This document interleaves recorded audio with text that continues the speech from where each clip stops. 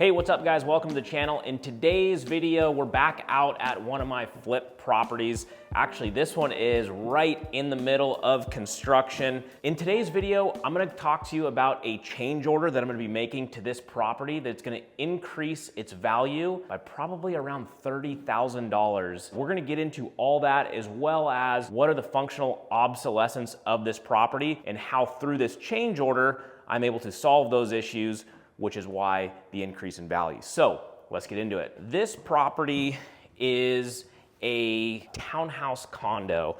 So as you can see, it's a split entry as you come in the front door. The front door is right behind me here. As you come into the front door, you can go either upstairs or downstairs. And as we come downstairs, you walk into this kind of secondary family room, if you will. Sliding glass door out to the back, and we have one bedroom and one bathroom in the basement. So let's go ahead and head upstairs, where it's essentially a model match top and bottom. At the top of the stairs, we have, again, another living area, right? Another sliding glass door out to a balcony. And then we have, again, one bathroom and what would be considered the master bedroom. So this condo is a one bedroom, one bath upstairs and a one bedroom, one bath downstairs. In addition to that, upstairs we have a kitchen and a dining room. Where the functional obsolescence comes into play here is it's only a two-bedroom house and they're on completely separate floors. Like I said, one upstairs, one downstairs.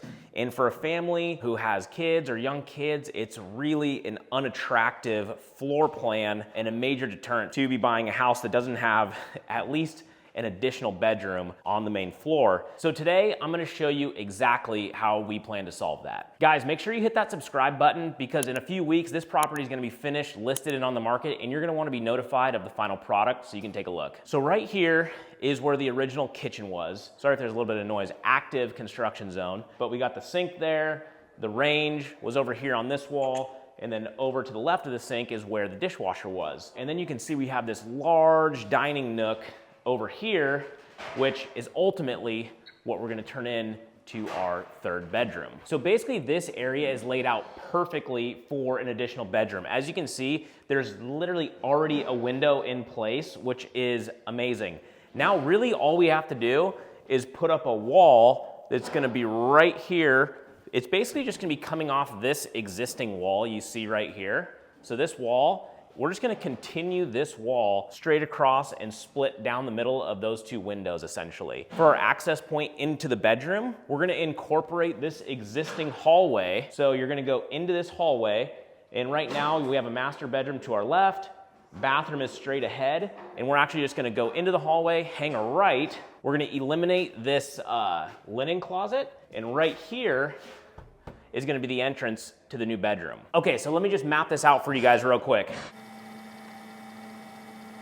I've laid out these trim boards, basically how the new walls are gonna be set up. Now, right over there where those light switches are, that's where the doorway into the new bedroom is going to be. So this over here is going to be the closet. This little box you see here is where the fridge is gonna go. Since we're limited with space in the kitchen's only 8.5 feet wide, and we want to maximize the space in the kitchen, we do have to eat up a little bit of space into our new bedroom so that that 36-inch fridge will slide right into that little alcove right there. That still leaves us with a decent sized bedroom over here. From this new wall to that wall is 9 feet deep, 13 feet across. So still a decent sized bedroom.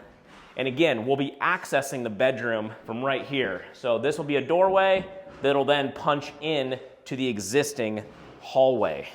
So it'll all flow very, very well, and the layout will function really nicely. So one thing, alteration I am considering, since the kitchen is fairly small, so this is 8.5 feet on the back wall here of the kitchen, and another basically 8 feet up to this window here. We obviously can't block the window. There's really no room for any pantry space. So I was gonna probably eat up a little bit of this closet, cut that closet in half right there, and put in a built-in pantry that'll also be next to the fridge, basically recessed bank of cabinets that'll sit to the right of the fridge here. So we're trying to optimize the layout here, right? Step one, getting a bedroom in here, and then step two of this is making sure that by adding this bedroom, we're not creating another functional obsolescence with the kitchen. So we have to be very mindful of that and the space that we are taking away from the kitchen. So in my opinion, whoever designed these and built these, having a massive dining room in just a 2-bedroom condo is a giant waste of space. 9 out of 10 people will prefer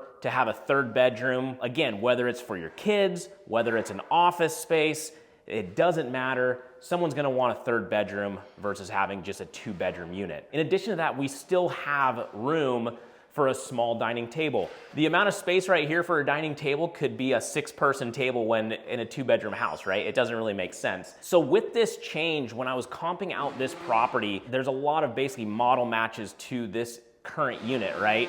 It's roughly 1,600 square feet, 2-bedroom, 2-bathroom, and there's only a handful in this complex that are 3-bed, 2 bathrooms. And the 3-bed, 2 baths are going for roughly $30,000 more than the 2-bed, 2 baths. So this change order is probably only gonna cost us around like $5 grand, but I think there's, you know, upwards of $30,000 in additional value we can eke out of it on the back end. So phenomenal return. Any way you look at it, I'll take that every day of the week and twice on Sunday. These are the little things that you need to look for when flipping houses. How can we create more value?